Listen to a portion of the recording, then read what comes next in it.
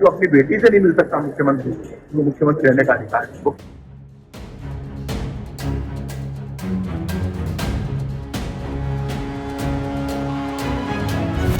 जयपुर के जयसिंहपुरा 4 थाने के अंतर्गत आने वाले एक गांव में एक दलित बच्ची को 4 लोग जबरन उठाकर ले गए और उसके साथ बलात्कार किया।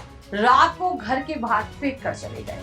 बच्ची को 4 दिन बाद होश आया और घटना के 4 दिन बाद लड़की को जब होश आया, जिससे आज पूर्व मंत्री प्रताप सिंह खाचरियावास एसएमएस अस्पताल में मुलाकात करने पहुंचे और दुष्कर्म पीड़िता बच्ची से मिलकर उसके स्वास्थ्य के बारे में डॉक्टर से भी जानकारी प्राप्त की।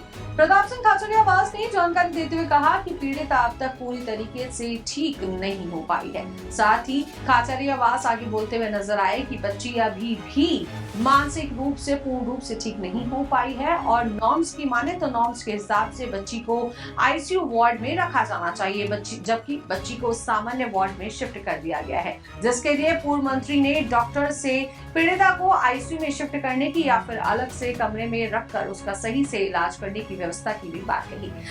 साथ ही खाचरियावास ने मुख्यमंत्री भजन लाल और बीजेपी सरकार पर जमकर हमला भी बोला। तो क्या कुछ कह रहे हैं प्रताप सिंह खाचरियावास, दिखाते हैं आपको इस वीडियो। राजधानी जयपुर में रेप हो जाता है। रेप पीड़ित बच्चे को जब उसके घर पे पकड़ के जाते हैं, उसके बाद घर वालों को पता था बच्ची होश में नहीं आती कई दिन तक। आज मैं एसएमएस हॉस्पिटल में बच्ची से उसके परिवार से मिला। पहली बार मैंने ऐसा देखा है कि जहाँ मुख्यमंत्री खुद जयपुर में बैठे हैं, उप मुख्यमंत्री खुद महिला है, कोई मिलने नहीं आया, आकर इलाज की व्यवस्था नहीं। राजस्थान ऐसा राज्य है जहाँ पर एक दिन में 24 घंटे में 8-8 बच्चियों से बलात्कार होता है। हर बच्ची मुख्यमंत्री की बेटी होती है, देश की हर बेटी प्रधानमंत्री की बेटी है और प्रदेश की राजस्थान की हर बेटी मुख्यमंत्री की बेटी है। क्या मुख्यमंत्री जी की जिम्मेदारी नहीं है? यहाँ से 3 किलोमीटर पर मुख्यमंत्री निवास है, आकर इलाज की व्यवस्था करें। ये इलाज की व्यवस्था नहीं है, नॉर्म्स तय है। रेप पीड़ित बच्ची को आप जनरल वार्ड में नहीं रख सकते।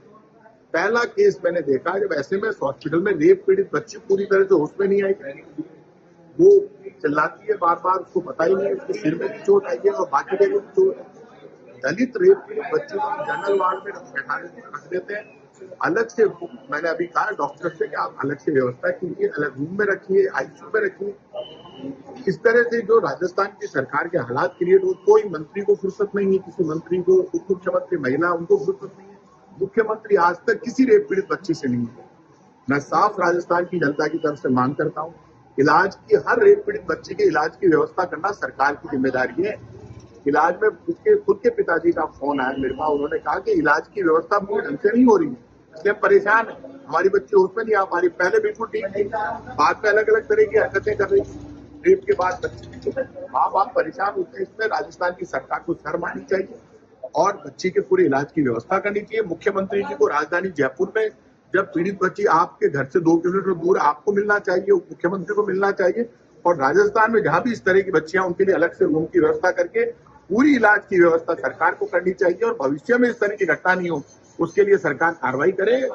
यदि ये सब नहीं करती है सरकार तो हम चुप रहने वाले नहीं है। मुख्यमंत्री जी से जवाब लिया जाएगा, उनकी हर मीटिंग में और भी सख्त होने की जरूरत है।